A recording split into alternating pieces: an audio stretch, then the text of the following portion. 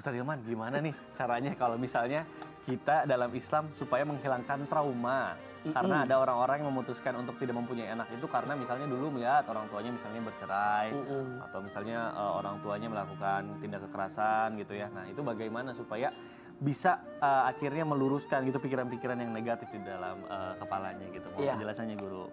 Baik, mohon izin Ustaz Maulana, Ustaz Syam, Mas Mikdad. Jamaah Islam itu indah yang dicintai Allah Subhanahu wa Ta'ala. Berdamai dengan masa lalu memang tidak mudah. Masa lalu itu bukan untuk dilupakan, tapi untuk dimaafkan. Apa bedanya antara melupakan dengan memaafkan? Beda. Melupakan itu membersihkan pikiranmu agar tidak ingat kepada kejadian yang pernah terjadi. Sedangkan memaafkan membersihkan hatimu agar engkau bisa lebih lapang menghadapi keadaan. Maka bicara tentang masa lalu, jadikan 3. 1, cerminan. 2, pelajaran. 3, perbaikan. Apa yang sudah terjadi, jadikan cerminan untuk menatap, melihat bahwa jika tidak baik, harus kita tinggalkan.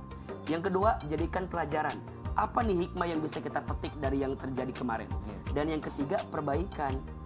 Ya, jangan sampai mohon maaf sesuatu yang memang tidak baik di waktu kemarin itu terus kita pupuk sampai hari ini sehingga tidak menghadirkan perbaikan di dalamnya.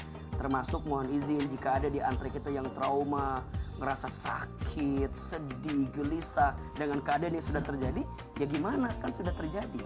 Justru pelajaran terbaiknya adalah apa yang pernah terjadi dengan orang tua kita jangan sampai terjadi pada diri kita. Kalau kita tidak bisa mengambil hikmah dan pelajaran dari apa yang sudah terjadi, ya untuk apa kejadian itu terjadi? Justru Allah itu menitipkan semua kejadian dalam hidup kita karena Allah tuh ingin apa nih hambaku yang bisa diambil dari kejadian yang aku berikan kepada dirimu. Apalagi ini orang tua, ya. Jangan ada kebencian kepada orang tua.